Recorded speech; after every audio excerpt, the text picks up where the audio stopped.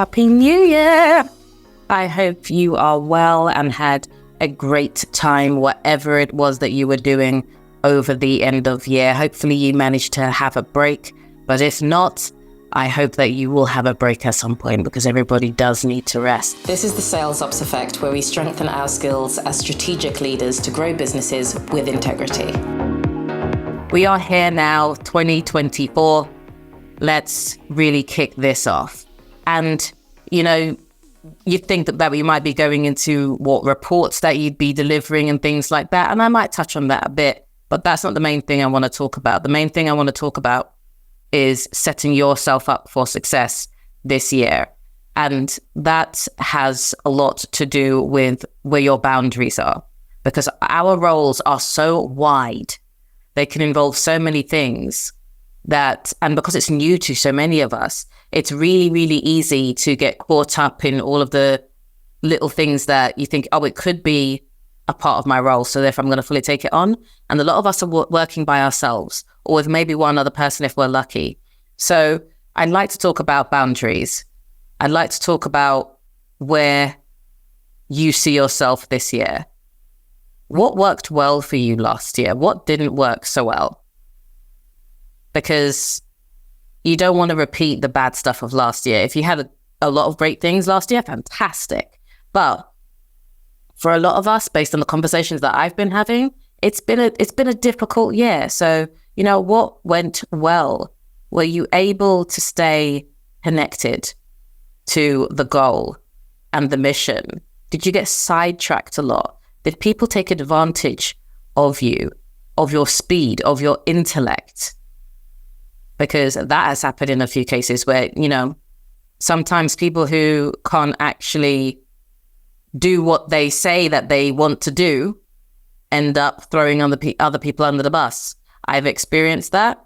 I know others have. The betrayal runs deep and it's difficult to refocus. So take a real look at what happened in 2023 and see what you want to keep with you in 2024. If you do have to set up boundaries, then, what are they for a start? Are they within your remit setup? Do you need any help? Do you need to speak to HR? Which, you're going to be thinking, oh my God, that's a really big step. But depending on what you're dealing with, some of you do need to speak to HR. Not all of you, but some of you. Some of you simply just need to have a direct conversation with your manager, whoever that is, and say, going forward this year, I would like to be a little bit clearer with my boundaries as to where my role lies and what is the salesperson's responsibility, because I felt like I was being drawn into things that are outside of my remit. And whilst I'm always happy to help, sometimes it's difficult when people expect you to be 5 different things, because then nobody's around to help me to do my role, for example. And so with this quick episode, that's what I want to draw your attention to, is that you can, to some degree, plan out how your year is going to go, what you're willing to accept. And if you have the boundaries, the guidelines written up, put on your wall, I'm looking at a few things now, then you can refer back to them.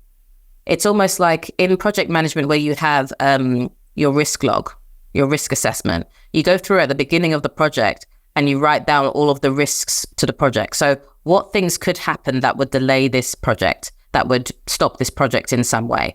And you go through and you write down what all of those risks are, and you plan in advance, maybe not in extreme detail, but if this happens, then what will we do?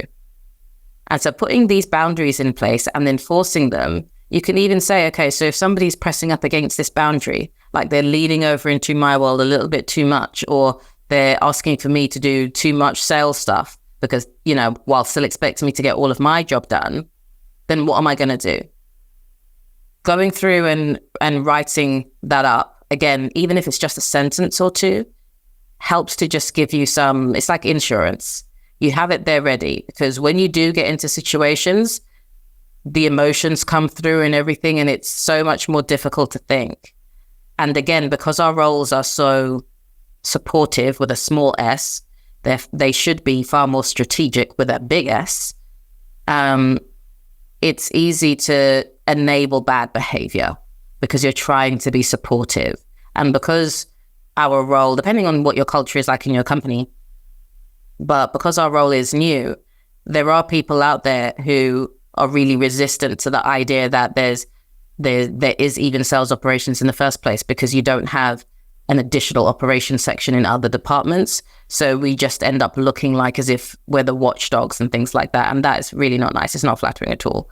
We're here to make things easier and smoother for everyone with the idea of growing a business, So just keeping all of that in mind, taking some time. I know how busy January is, and you've got to do all of these reports, but you should be doing a report for yourself. How did sales ops go? What are your own personal goals that align with the department's goals, And together with all of the other reports that you probably want to do, looking at the funnel to see, how many leads came in, how many of them converted, where did they come from, what the lead source was. And, is your pipeline actually big enough to meet the targets that have been set? Because I can only presume you've got your targets. Some businesses run a little later than others. But if you do have your targets, then you should be able to figure out, well, if this is what we need at the end, then this is how big our pipeline needs to be. If you want to know what that calculation is, just let me know, because it involves using the win rate. That's how we make data-based decisions or data-driven decisions. We take what's happened in the past and then we rework that calculation to figure out what should happen in the future. So if you don't have a lot of data points, just using the win rate will help to tell you how big your pipeline needs to be, even if it's just like a fundamental level. And if you don't have a win rate, you can look up online, use ChatGPT to find out what your industry's benchmark is for a win rate, bearing in mind that win rates are calculated in many different ways. So don't take a win rate that's calculated from one thing and then just use the same number. You're going to have to, transfer the calculation.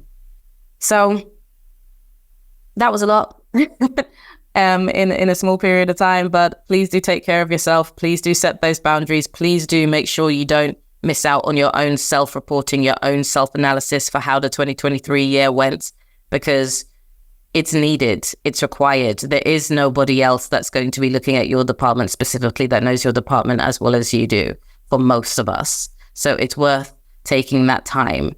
And if there's questions that you're asking yourself that you feel comfortable sharing that others can use, please put them in the comments of wherever you're tuning into this episode, because I think it would help out some other people as well. Again, some questions that I ask myself. Boundaries are a very big one. Where have I been overstepping? Where have I been doing somebody else's job? Because I've either seen that they've just not picked it up, or they asked me for help one time and I just carried on doing it and they quite happily just let me. Where have I enabled bad behavior even without intending to? Where do I need to fully pull back and stay in my own lane because actually nobody else is going to be cleaning up my stuff, so I need to do that. I need to focus on my stuff. Those are the things that I've been asking myself. And also, who helped me? Whose work was so great this year that they were never an issue for me? Have I said thank you? Do I want to strengthen the connection with that person or that department? So do share if you feel like sharing. And I'm really looking forward to talking with you more in all of the ways that we talk, LinkedIn especially, and webinars that are coming up soon. So happy January, and we will speak soon. Take care.